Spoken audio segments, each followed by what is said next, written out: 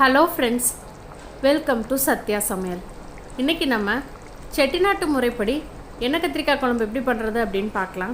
இது வரைக்கும் நம்ம சேனலை சப்ஸ்கிரைப் பண்ணலை அப்படின்னா சப்ஸ்கிரைப் பட்டன் ப்ரெஸ் பண்ணிக்கோங்க. தொடர்ந்து வீடியோஸ் கிடைக்க பக்கத்தில் இருக்க பெல் பட்டனையும் ப்ரெஸ் பண்ணிக்கோங்க.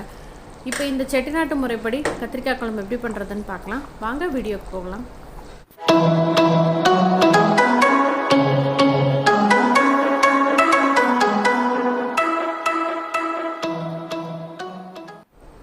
மசாலாவுக்கு முதல்ல வறுத்து அரைச்சிக்கலாம். 1 ஸ்பூன் அளவுக்கு நல்லெண்ணெய் எடுத்துக்கோங்க. இதில் 2 டேபிள் ஸ்பூன் அளவுக்கு முழு மல்லி விதை சேர்த்துக்கலாம்.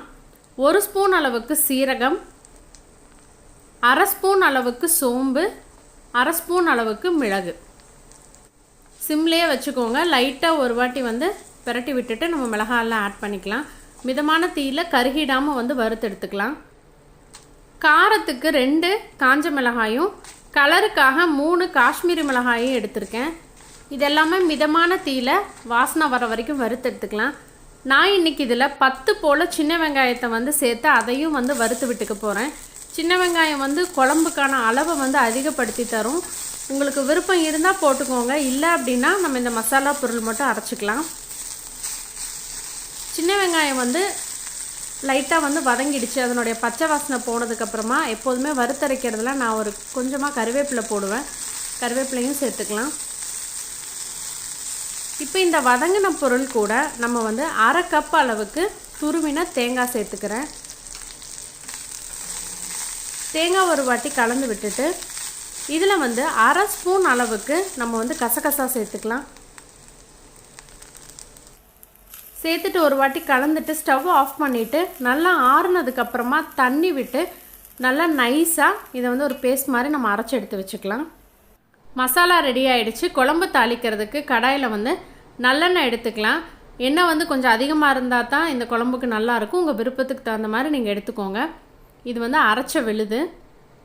எண்ணெய் காய்ச்சதுக்கப்புறமா இதில் 1/4 ஸ்பூன் அளவுக்கு கடுகு, சோம்பு, உளுந்தம்பருப்பு போட்டு தாளித்து விட்டுக்கலாம்.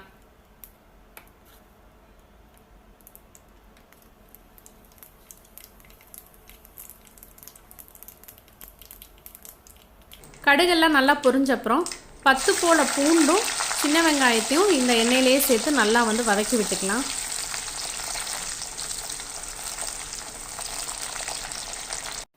வதங்கிட்டு இருக்க நேரத்தில் நம்ம சின்ன பிஞ்சு கத்திரிக்காவை எடுத்து அதை நடுவில் கீறி விடுங்க. கீரல் ஆழமாக இருந்தால் குழம்பு புளியெல்லாம் நல்லா இறங்கி டேஸ்ட்டாக இருக்கும். காம்பு கொஞ்சமாக இருக்கட்டும், இப்போ காய் உடையாமல் இருக்கும். இதில் கட் பண்ணி சேர்த்திடலாம். நான் கத்திரிக்காய் நிறையா நம்ம பயன்படுத்துகிறோம் அப்படின்னா தான் கட் பண்ணி தண்ணியில் போடுவேன். இப்போ நம்ம அளவான கத்திரிக்காய் குழம்புக்கு பயன்படுத்துறதுனால கட் பண்ணி டேரெக்டாக அப்படியே வெங்காயம் சிம்மில் வச்சுட்டு நம்ம போட்டோம் அப்படின்னா ஒன்றும் ஆகாது. கத்திரிக்காய் உள்ளே நல்லா இருக்கான்னு செக் பண்ணிவிட்டு இதில் போட்டு நல்லா வதக்கி விட்டுக்கலாம். ஒரு 50% இதிலே வெந்துடணும். நமக்கு கொஞ்சமாக மஞ்சள் தூள் போட்டு வதக்கி விட்டுக்கலாம். தோலெல்லாம் பாருங்கள் நல்லா நிறம் மாறி நமக்கு வதங்கி வந்துடுச்சு. இந்த ஸ்டேஜில் கொஞ்சமாக புளிக்கரைசல் சேர்த்துக்கலாம். அதாவது குழம்புக்கு தேவையான அளவு. உங்களுக்கு தக்காளி நீங்கள் விருப்பப்பட்டீங்க அப்படின்னா புளியினுடைய அளவை குறைச்சிக்கிட்டு ஒரு தக்காளி பழமோ இல்லை 2 தக்காளி பழமோ சேர்த்துக்கங்க. தேவையான அளவுக்கு உப்பு சேர்த்திட்டோன்னா புளிப்பு உப்பு எல்லாமே கத்திரிக்காயில் நல்லா இறங்கிடும். இந்த டயத்தில் சேர்த்துனோம் அப்படின்னா இப்போ புளி ஒரு கொதி வந்துடுச்சு. நம்ம அரைச்சி வச்ச மசாலா விழுதை இதில் சேர்த்திடலாம். சேர்த்திட்டு தேவையான அளவுக்கு நம்ம தண்ணி விட்டுக்கலாம். தண்ணி விட்டுட்டு அதனுடைய பச்சை வாசனை போய் குழம்பு எந்த திக்னஸ்க்கு வேணுமோ அது வரைக்கும் நம்ம வற்ற வச்சு எடுத்துக்கலாம். நான் இன்றைக்கி மூடி எதுவும் போட்டு குக் பண்ணல, அப்படியே தான் விடுறேன்.